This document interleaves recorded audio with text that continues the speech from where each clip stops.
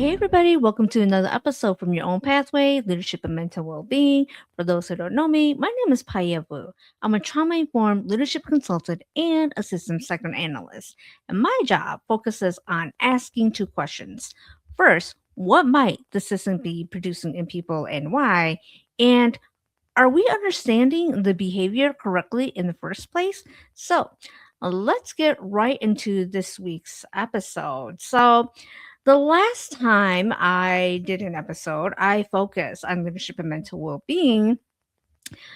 The focus of the episode was on the micro level of organizations, and this included the employees, the frontline staff, the people who are often closest to the direct human impact of organizational decisions, and who frequently have the least amount of structural power. And so I saw my thumbs I saw my thumbs up here, and yes, kudos to the frontline staff because frontline staff, micro people, have a very hard job and a position to be in. And again, if you watch the episode, we talked about how systems often place a tremendous amount of responsibility on the micro level, despite the fact that they frequently have the least amount of power to change the conditions, which often are creating the problems.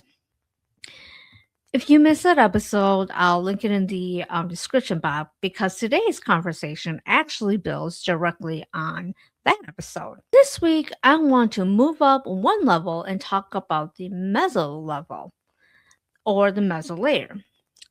And often, the mezzo level of a systematic organization includes middle management, supervisors, the team leaders, the managers, the coordinators, and what is often, I feel, one of the most hardest jobs or places to be inside of a system.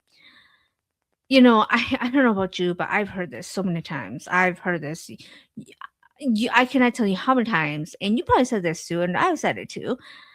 I would never want to be a middle manager. And honestly, I completely understand. I understand why. Because when you actually stop and think about what middle management is responsible for, it's a really difficult position to be in. Why? Because middle management occupies a very unique position. Yes, they have authority, but they do not have ultimate authority. Yes, they have responsibility, but they do not always have the structural power necessary to change the conditions, creating the problems they are expected to manage.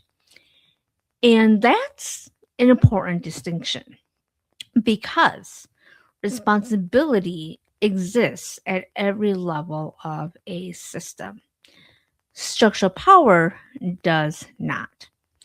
So, moving on, let's talk about this. You hear me talk about micro, mezzo, macro, and if you watch my other episodes, I've really talked about that. But what does the mezzo level or layer actually do? Well, the mezzo layer occupies a very different position from the micro layer. These are the people who are responsible for helping the organization function on a day-to-day basis. And this includes like the workflow, the scheduling, or the communication, the implementation, the coordination. And sometimes, a lot of times, it's the team morale. When I think of middle management, one of the things I think people misunderstand is that they often assume that middle management is just supervising people. No, they're actually helping the organization function. They're taking the organizational expectations and trying to make them operational. They're taking strategic decisions and trying to make them practical. They're taking broad organizational goals and trying to turn them into everyday reality. And that's where the challenge begins because the mezzo layer often has responsibility for how the things gets done. But they do not always have the structural power to determine the conditions under which the work gets done. They're responsible for implementation, but they may not control the budget. Yes, they're responsible for operations, but they may not determine staffing levels. They're responsible for communication, but they may not have created the message. Yes, they're responsible for maintaining the team functioning, but they may not have the authority to change the conditions that are actually creating the strain. And I'm assuming a lot of us, most of us have worked in large organizations, and we've or you've probably seen this happen. Leadership makes a decision and the message comes down. The employee immediately asks, start asking questions. Why are we doing this? Like how is it even supposed to work? Does does this even make sense? It doesn't make sense. And who? Who is standing in the middle of that conversation? Usually the manager, who is the mezzo layer. Not because they created the decision, but because they are responsible for carrying the message. So, next, let's talk about this. Why is middle management often one of the hardest places to be?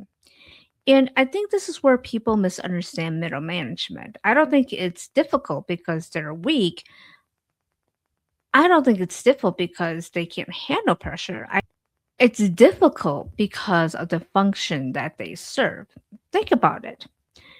Leadership makes a decision, the manager has to explain it. Leadership creates a policy, the manager has to implement it. Leadership changes process, the manager has to answer the questions. Leadership creates expectations, the manager has to help people meet them. And that's a very difficult position to be in because they often have responsibility, but they don't always have authority. They have accountability, but they don't always control the conditions. Yes, they have influence, but influence and structural power are not the same thing. Middle managers, they're often expected to manage the realities that they did not create, explain decisions that they did not make, and navigate consequences that they did not cause. Excuse me. And that's one of the reasons why middle management can feel and be so difficult. Not because they're sitting in the middle of an organizational chart, but because they're standing where organizational expectations meet operational realities. They're standing where leadership meets employees and especially employee realities. They're standing where strategy meets implementation, and those realities do not always align. And here's another example. Let's say an employee comes to their manager with a question.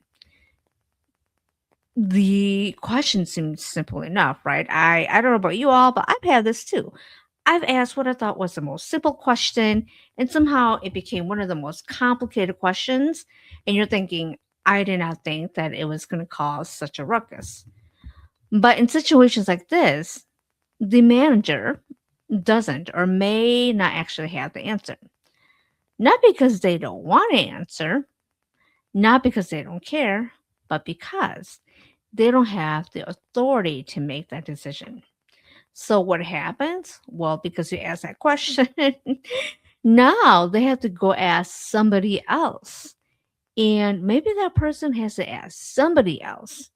And maybe that person has to get approval from somebody else. And you're thinking, really?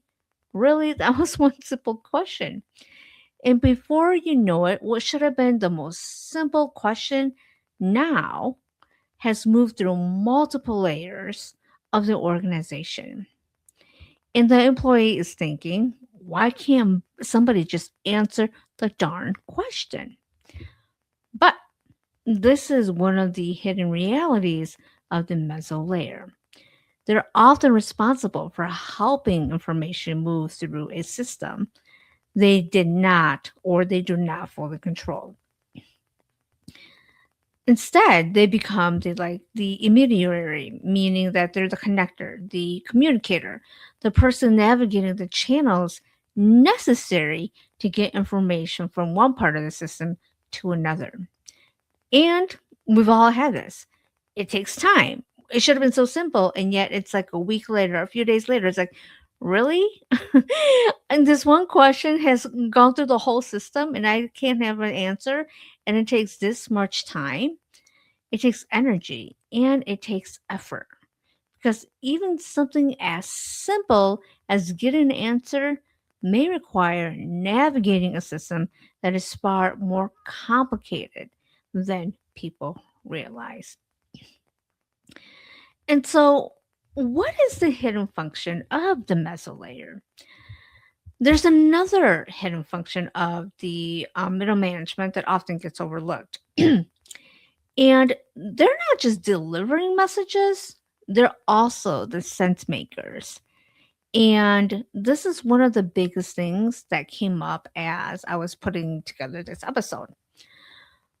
One of the hidden functions of the middle management is sense making, and they're the people who are responsible for helping the organization make sense of itself. So they're reading priorities from leadership. They're reading concerns from employees. They're reading behaviors. They're reading reactions. They're reading. So, what is happening operationally on the ground? And they're reading the gap between what was intended and what is actually occurring. And they're helping communicate those realities in a way that other parts of the system can understand. In many ways, I look at this, middle management becomes bilingual. Yes. And I'm going to explain why. So they have to speak the language of the macro, which is the strategy level, the priorities, the budgets, the expectations, the organizational goals, and then turn around and also have to speak the language at the micro level, which is the workload, the capacity, the relationships, the operational realities, and the human consequences. They have to understand both. And they have to help those sides, both the macro and the micro, understand each other. Because leadership may be looking at organizational priorities, employees may be looking at operational realities. And middle management is often standing in the middle, trying to make sense of both. So they're the sense makers. I thought about this just very spontaneously when I'm on Instagram, and there would be these reels like, somebody ordered 200 sandwiches, called in to order 200 sandwiches. And my boss said, it's okay. We can make it happen. And the sandwich maker is like, I'm the one that can make it happen. And so I kind of think about that. And so operation thinks, macro is like, we can make it happen. But the micro is like, yeah, how are we going to do it? I'm the one. I'm the one that has to make this. Is it possible? Nah. But macro is saying, yeah, we can make it possible. So I just randomly thought about that. And so essentially, they're the organization that makes sense of itself through interpretation, translation, and understanding. They help different parts of the system understand each other. And because of that, they often have one of the clearest views of what the system is actually producing. And this is one of the reasons why middle management is often becomes the stabilization layer or the stabilizing layer of the organization. Not because stabilization is necessarily their goal, but because sense making precedes stabilization. You cannot stabilize something you do not understand. Before they can coordinate, before they can communicate, before they can implement, before they can lead, mezzo layer or middle management, they first have to make sense of what is happening. So they're helping leadership understand employee realities. They're helping employees understand organizational realities. They're helping different parts of the system really integrate so they can understand each other. And in many ways, they help the organization remain connected to itself and to one another. And that's a tremendous responsibility because when the middle can no longer make sense of what is happening, the entire system begins struggling to make sense of itself.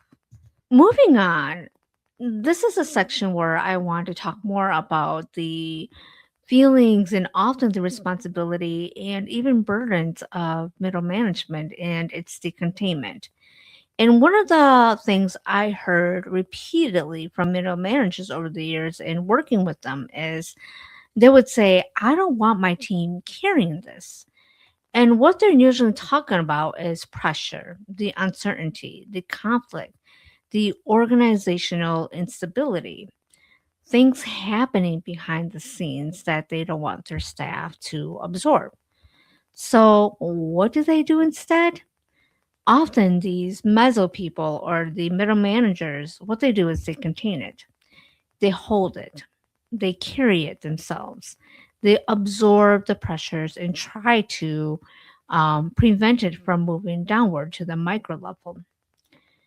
And yes, that is very admirable because most of the time it comes from genuine desire to protect their people, to create stability, to create clarity, to create a buffer between organizational pressure and the people doing the work. But even though it's admirable, there's also a cost because containment requires someone to carry what is being contained. And over time, that can be very lonely. I've talked to a lot of people who talk about being the loneliness and feeling so alone and being a manager and how much how lonely it can be because of everything that they're dealing with. And from the outside, people may simply see a manager who appears calm, capable, who's reliable, a strong leader, and those, yes, and those all may be true. But what they don't often see is everything that that person may be carrying in order to create that stability. And, part of my work is talking about the human cost of absorption, of adaptability. And this is where we have to talk about something else. So, what happened to the people doing the containing? Because containment is not free, sense making is not free, stabilization is not free. Every adaptation has a cost. And eventually, the question isn't whether if someone can carry it, because most middle managers carry an extraordinary amount. The question, excuse me, the question becomes whether carrying it is sustainable. And I remember I've had so many of these conversations with middle managers. It's like, okay, you can do this temporarily, but at some point, this become unsustainable. And you have to decide when it becomes unsustainable for you. So, before anybody misunderstands what I'm trying to say, I absolutely believe in boundaries, healthy boundaries, um, professional boundaries, personal boundaries. But the thing is, boundaries do not eliminate pressure. They help us manage pressure, and that's the difference. One of the things I've often heard in my own work and in working with clients is, how people say, you know what? Don't bring your personal life to work, or don't bring work home. And I understand what people are trying to communicate and imply. But the thing is, when you start dealing with humans, that's not the reality. Humans are not closed systems, no matter how hard we try to, because people do not exist in one system at a time. They exist in multiple systems simultaneously: professional systems, family systems, relationship systems, community systems, and those systems influence each other. And this is why the person and environment um, theory has always mattered so much to me, and especially in human systems integrity, because the environments that we occupy shape us, and the pressures that we carry do not always remain neatly contained within the walls that they were originated. Life follows people into work, and sometimes that work follows people home. That doesn't mean boundaries don't matter. It means boundaries are not magic. They do not eliminate pressure. And if they manage pressure, and if someone is continually being asked to contain, absorb, eventually something begins absorbing the cost. Sometimes it's a person, sometimes it's their health, sometimes it's their energy, sometimes it's their relationship, because systems do not eliminate costs. They redistribute it. They redistribute them. And eventually, somebody always absorbs the cost. Let's talk about when personal wounds meet the system pressure. And we talked about what happens when the mezzo layer is functioning well. But what happens when significant systems pressure collides with unresolved internal struggles? Whenever I present this framework, somebody always asks or raises their hand, but Paya, don't all of us have wounds? And the answer is yes, absolutely. Every human being has experiences that shape them. Every human being has insecurities. All of us have vulnerabilities. All of us have areas that we are still growing in. And that is part of being a human being. So the issue is not whether someone has wounds. The issue is not whether somebody has vulnerabilities, because we all do. But the question is, what happens when those realities intersect with significant external pressure? Because pressure has a way of amplifying what already exists. And I want to say that support matters too. Coaching matters, like seeking help matters, and doing your own internal work matters. Because when pressure increases and support decreases, the interaction between the personal and the pressure often become more visible. And that's really where the human systems integrity, HSI, asks us to pay attention to. Not simply because of behavior, but the interaction. Not simply because of the person, but the relationship between the person and the conditions that they are operating within. What becomes visible under pressure is often telling us something important about both. And this is where human systems integrity, the HSI, offers a different perspective in this. And I want to be real clear about this. I am not against coaching. I've done my own coaching, I've done my own leadership development, I've invested in myself, and I feel that coaching is a huge, huge investment. And it has been incredibly valuable. The coaching, the training, the leadership, all of that. All of that has a purpose. It's an investment, and I advocate for it. But one of the things I've learned is that all these things do have a ceiling. Why?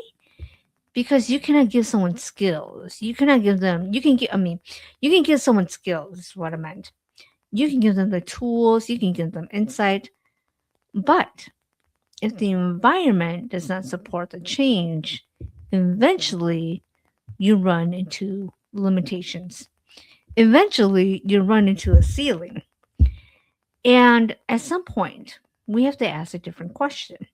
Not just what does this manager need, but what is this manager continually adapting to? And is the system supporting them? Because if someone is constantly having to compensate for the same pressures, the same contradictions, the same resource limitations, and the same organizational realities year after year, eventually the issue may not be a lack of skill. The issue may be the conditions. And that's one of the things that human systems integrity asks us to look at. Not just what the person needs, but what the environment is producing in the person. Because support matters. Yes, growth matters. Development matters. But even the most skilled person will eventually encounter the limits of an environment that cannot support the change that it is asking its people to make. You know, when I do these episodes, my intention is to talk about the challenges, and it's also important to talk about what we can do and what are the solutions in in the problems also. And I want to talk about the strength of the mezzo layer because I talked a lot about what are the barriers, but another important distinction between the layer and the mezzo layer and what the difference is. Every level of the system does have constraints, but I also want to say that every level also has its forms of power. It may not seem like it from the outside. Yes, the micro layer does have agency, and yes, the macro level also has influence. Middle management may not feel as though they have the ultimate authority, but they do have influence, and influence matters. They usually have influence through relationships, implementation, team culture, and how information moves throughout the organization. They also have influence because of their proximity to both levels of the system. They understand the leadership realities, and they also understand employee realities. They're one of the few groups that are positioned to see both simultaneously, which means that they're often in a unique position to advocate, to provide the feedback, to identify unintended consequences, and to communicate operational realities upward and also the organization realities downward. And that's influence and that's power. And that is also something that is so needed and especially important in the mezzo layer. So I know that this episode was a little longer than my usual episodes. And the reason why is mezzo layer is the middle. They are the ones who are translating, the interpreters, they're the sense makers for both the macro and the micro level. And so, talking about their role, yeah, it's going to be a little bit more expensive, extended than talking about the micro level episode and even the macro episode, which will be next. So, I want to go back to the question of what we started is why is middle management often one of the hardest places to be in the system? Because they occupy one of the most important positions within it, as I just said. They sit between again the realities between leadership and employee, between strategy and implementation, and between expectations and consequences. And that is not a small responsibility. That is a tremendous one. Sometimes the most important question isn't whether the middle is holding everything together, it's why they're being asked to hold so much in the first place. Because functioning and health are not the same thing. And when a system relies on one layer to continuously absorb, to interpret, to stabilize, and make sense of pressures that have never been fully addressed, eventually that tells us something important about the system itself. Because systems do not reveal themselves only through what they punish, they reveal themselves through what they repeatedly reward, tolerate, normalize, and protect. So that is all I have for you all today. Again, I know this one was a little longer, but I hope that this episode helped whoever chooses to watch this. So again, this is your own pathway, leadership and mental well-being, because systems always produce what they're structured to protect. So it's time to own it. I will see you all next time. Take care of yourselves. Bye.